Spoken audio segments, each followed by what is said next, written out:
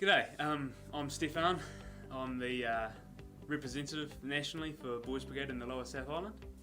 So the typical format for a night, for team section, there's a formal fall-in. We raise the flag and mark for uniform and attendance. After that there's a devotion where we learn about Christian faith and good citizenship and things like that. Then we split up into the different age groups for crafts and activities. Why I come to Boys Brigade? To socialise with my mates and learn a bit more about God. Because it helps you learn. Just to do activities and so I can get company at Wednesday nights. To have fun. Because it's fun and it gets you closer to God. It's fun and there's lots of cool stuff to do. Because I enjoy it, get to see my mates and that, and do good fun stuff here. I come to Boys Brigade because it gets me out of the house. Good to socialise with a bunch of boys and it's good fun, yeah. I've been coming to Boys Brigade for the last 14, nearly 15 years now because I enjoy hanging out with people, going camping, going tramping, doing crafts and just having fun. And that's what it's all about. I come to Windsor Community because I like it. I enjoy it the most, being a helper. One thing I like about Boys Brigade is probably the atmosphere and getting to know people, new people from all over the country and all the rest. I find myself learning more as a leader now than I did when I was a boy. It's a whole different perspective. I'm sure I wasn't that ruckus and loud and disruptive when I was a kid. I'm sure I was quite angelic. But Boys! If I had to pick one thing that I like about Boys Brigade, All the activities and the camps and trips. Making boomerangs. The camps and the people and sports. Well, the go-karts have been pretty fun lately and that, working on them. I like playing with the boys. I like going on the camps and tramps and just mixing in with people, yeah. I know one thing I learnt was you don't put 6 litres of milk at the top of a tramping pack and then expect to walk the full tramp. most of you probably know I came all the way through Boys Brigade. Dad's been running Boys Brigade since I was a kid. Service and giving something back is a really important part of life, and I really enjoy seeing these boys get to learn some of the skills that I got to learn when I was a kid. Doing some of the things, camping and tramping and crafts and all that stuff that I was blessed to be able to get to do. the people, whether it be the activities, whether it's just having fun and hanging out. And what do you like about Boys Brigade? We play soccer. Oh, soccer.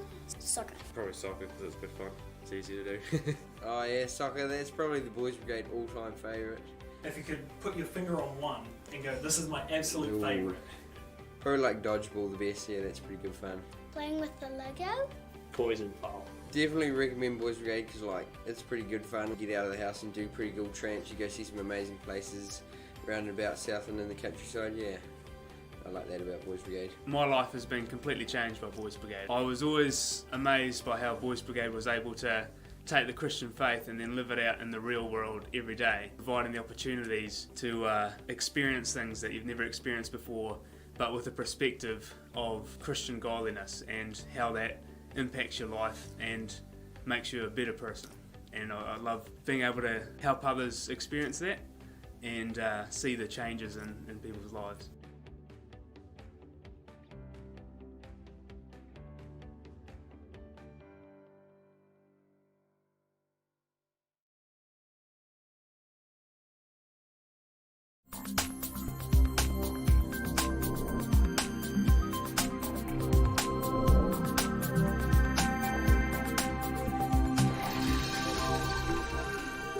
Reading is from Luke chapter.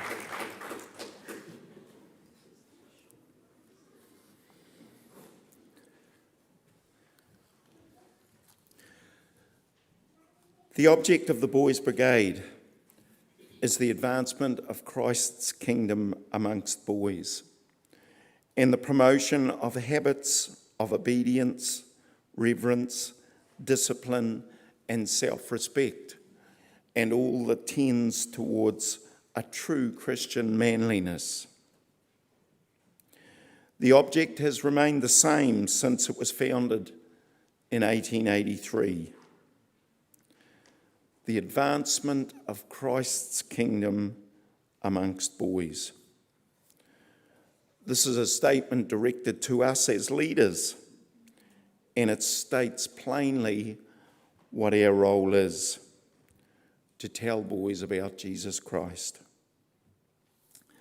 My Boys Brigade journey began when I was 8 years old, and I joined what is known as the Life Boys. It's now called the Team Section. And I only really joined because my brother was already a member of the group. It was run at St Andrew's Presbyterian Church down at Tramway Road. And for me, it looked like a lot of fun. 8 was the youngest age that you could join, but I got the jump on the waiting list because my brother was already a member. Boys Brigade has given me a love for the outdoors and adventure, and complemented what my parents did with us as kids. Fishing, whitebaiting, collecting shellfish, floundering at the beach. I remember my first tramping experience at Boys Brigade in the company section. I was 11 at the time, and it was a short tramp close to home in the Hokanuis. A small group of us, inexperienced 11 and 12-year-olds, were going on a first simple tramp to a waterfall. You could nearly see it from where we parked the cars. The plan was to walk about 3 hours, pitch tents at the waterfall, cook a hot meal of beef curry, that was the thing of the day, then 3 hours back the next day. What could go wrong? The leaders were confident in our ability, gave us specific instructions and directions, and sent us on ahead. Half an hour down the track, we could see the waterfall, and we thought, let's take a shortcut. We've only got to go through the bush, and the hill and the waterfall are only a few hundred metres away. It'd save a lot of time and effort. So what happened? We got lost. Once in the bush, we lost all sense of direction. We lost visual sight of the waterfall and the hill. And what made things worse, it started to rain. We walked for hours, and when night approached, we decided we'd better pitch a tent and have some food. Everything was wet. We couldn't get a fire going, so no food for tea. It was an uncomfortable night, and the next morning we managed to have some lukewarm tea. The only thing we could use to light was some damp toilet paper. We were camped beside a small stream, so at least we had fresh water. So what did I learn from my first Boys Brigade experience? Well, we put our heads together, and our combined wisdom, we decided that all rivers run to the sea. So if we follow the stream downstream, we'd eventually hit the coast. And we were in the middle of the Hokanuis, which is way up there. So we followed the stream, and after a couple of hours, we arrived at the vehicles because they were parked beside the stream that we were following down. And we got to the vehicles about half an hour before the leaders turned up. They'd been up all night looking for us, and they decided that they had to come back to the vehicles and get search and rescue to come and find us. But hey, it all turned out fine in the end. Now you'd think that that first experience would put a young, slightly overweight boy off tramping for the rest of his life. But it only fed my desire to do more. I had to go further, longer, higher, and my love for the outdoors grew with each subsequent camp. And there were plenty more adventures, plenty more disasters, and plenty more close escapes. that's the way that Boys Brigade camps and tramps go. I grew in Boys Brigade. I gained my Queen's badge and left Invercargill for Otago University. By this time in my life, I'd become a Christian, and that was through Boys Brigade. And I joined a Bible study group at the hostel that I lived in Dunedin. At one study, our Christian leader challenged us on what we intended to do with our lives as a Christian and for ministry. It was close to the midterm holidays, and we were to have a break, come back next term and reveal our plan to the group. So while I was at home, I visited my local Boys Brigade group down at St Andrews, and my plan started to develop. I returned to the group and let them know that my plan was to become a Boys Brigade leader and commit my time to boys so they could have the experience and the fun that I had, that had shaped my life and that had brought me to a faith in Jesus Christ. The rest is history, because that's what I've done. My plan has always been to give boys that come along to Boys Brigade a place to come where firstly they can have fun, to be with other boys of a similar age, and give them experiences both here indoors and in the outdoors that will create lasting memories, teach them values, and they can build their lives around, and bring them to a point where they can choose, if they want to follow Jesus. In doing this, at least they should know right from wrong. We do this through our weekly program, taking boys on camps and tramps, and most importantly, spending time with them.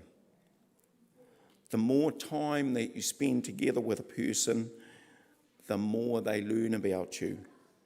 So the more time the boys spend with me, the more they will learn about me, what my beliefs are, what my values are, and hopefully it will encourage them to make good choices in their lives. We achieve this with the second part of the Boys Brigade object. It's the boy part. It's the part that you guys have to start looking at. It's the promotion of habits of obedience, reverence, discipline, and self-respect. So what do those words all mean? Obedience. This is acknowledging authority, acknowledging a chain of command, obeying laws of authority, and completing duties by habit. So who should our boys be obedient to? Parents, first and foremost. And we promote this during our devotions. They should also be obedient to people who have been given authority over them. Teachers at school, Boys Brigade leaders here, police out in the general public, lawmakers, anybody that has authority. Reverence. It's a feeling of respect or awe or affection. And that's what we look for the boys to develop and look towards us as leaders over time. Personally, I hope that the Boys Brigade boys can look up to me as an example, that they can see me as a person that they want to imitate, that they see me that is someone that they can talk to and share their feelings with. that they will develop that awe and affection. Discipline. No, I know what you're thinking. It's not telling kids off all the time and trying to keep them in line. Discipline isn't meant to be a punishment. It's meant to be a systematic training of mental, moral, and physical habits by instruction. It's a method of practicing and learning to be a better person and knowing right from wrong. Self-respect. It's having regard for your own character, learning to be a better person. It's being able to restrain yourself from doing something unworthy or wrong. And I think that's important today. If we instill these characteristics into our boys and they become habits, I believe we've achieved that objective. And they'll become better boys and transform into better young men. Our aim is also to achieve the last part of the object. And all this tends towards a true Christian manliness. Growing boys into young men, having good character, knowing right from wrong, with the knowledge that there is a God, and the way to God is through Jesus Christ. At Anchor and Team Section this year, I've been focusing my devotions around a movie called Flying the Nest.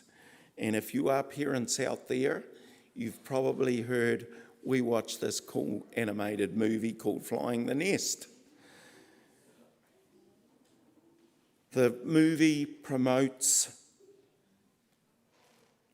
obeying parents, the importance of family, having good friends, helping other people, and standing up for what you believe.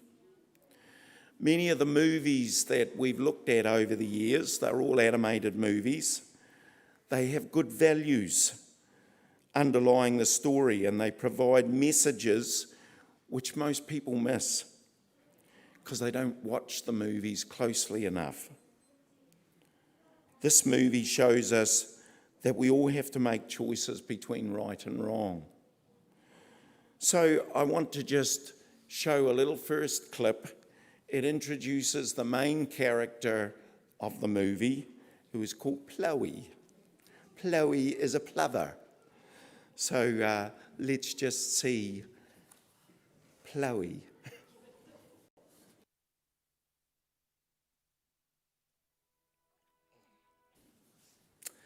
So there we go, young Chloe. But unfortunately, Chloe does have some problems, and he gets left behind from the autumn migration. His father sacrifices his life for Chloe, and Chloe blames himself for his father's death. So to survive winter, he sets off on a journey to a place called Paradise Valley, where he will be safe until spring arrives and he can reunite with his family. Chloe has lots of choices to make during this journey. One of these choices is whether to save a stranger or ignore his cries for help. But this act of kindness has other consequences. So let's just have a wee look at that piece. Saved by the mice and also his friend Gyron once again. Everyone in the movie seems to be having to be saved at some point. But this story reminds me of our first reading this morning. The story of the Good Samaritan. The question asked by the wise and intelligent lawyer to Jesus was, what does a man need to do to live forever in heaven? Jesus replies with a question back. What does Moses' law say? And the man who knows the law well is only asking the question to test Jesus because of his own insecurity. He knows the answer, and he replies correctly to Jesus in verse 27, that you must love the Lord your God with all your heart, with all your soul, with all your strength, and with all your mind. And you must love your neighbour just as much as you love yourself. Rather than accept the answer he knows only too well, the lawyer continues asking the question, but who is my neighbour? Jesus could have easily replied, everyone, but he replies with a story, as Jesus does many times. And that results in the lawyer having to make a decision. The story of the Good Samaritan told by Jesus effectively asks the question, which person are you? Would you pass by on the other side of the road? Would you be prepared to help a perfect stranger? Would you be prepared to sacrifice yourself and your material possessions for someone in need? The answer is not always easy or straightforward, but results in you making a decision as to what is right and what is wrong. Who do you identify with?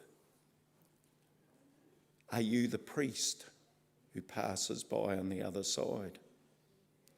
Or the Levite who did the same? Or maybe you are the Good Samaritan. Or are you the other person in the story, the forgotten person, the wounded man left lying on the side of the road, needing help? Let's move on in the story. Another life to save. Chiron has sacrificed himself again for Chloe. He is prepared to stand up and fight for his friend, even if it costs him his life.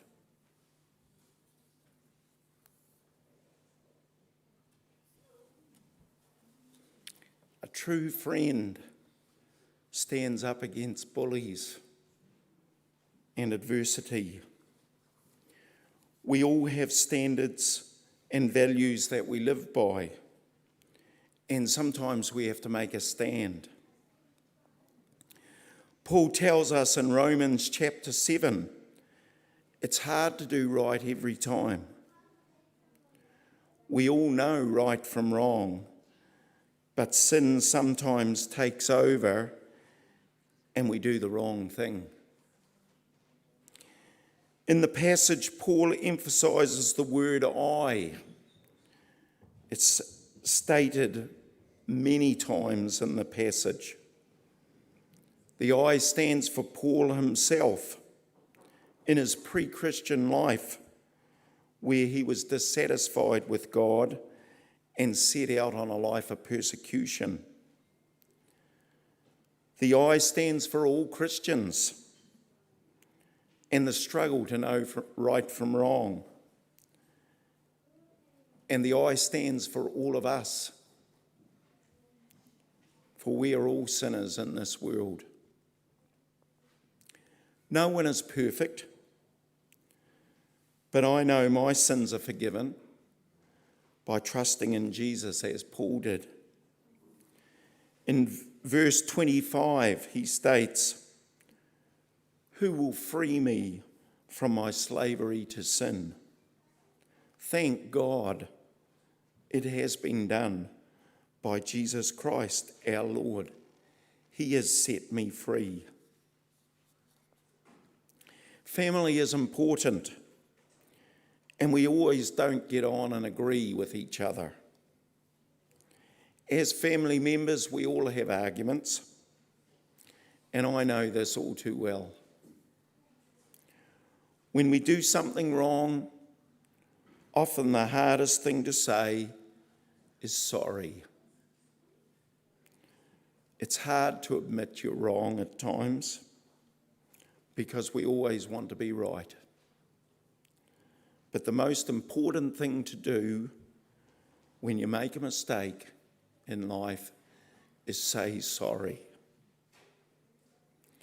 I know I've missed doing this plenty of times.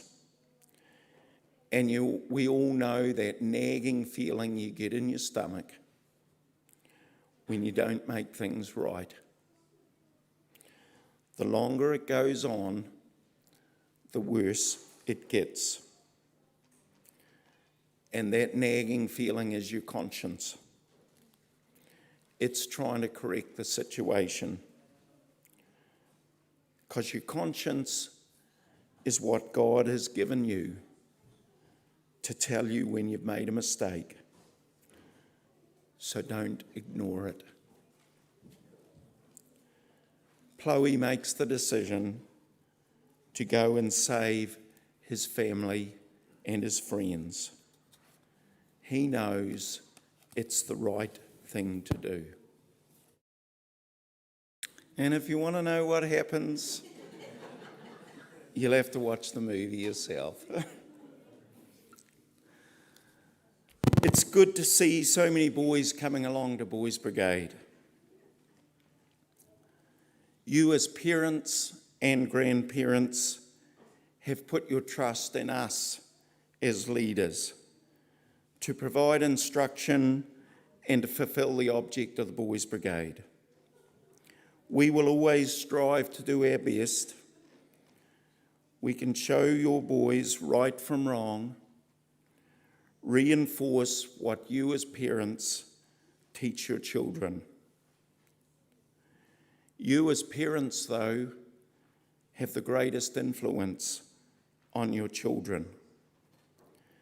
And I know this through my own children. And I know what happens when you make mistakes, because I've made many. My hope is that here at Boys Brigade, we provide a safe place and we meet your expectations. And I hope that your boys will gain lasting memories and experiences that they will cherish and remember for the rest of their lives.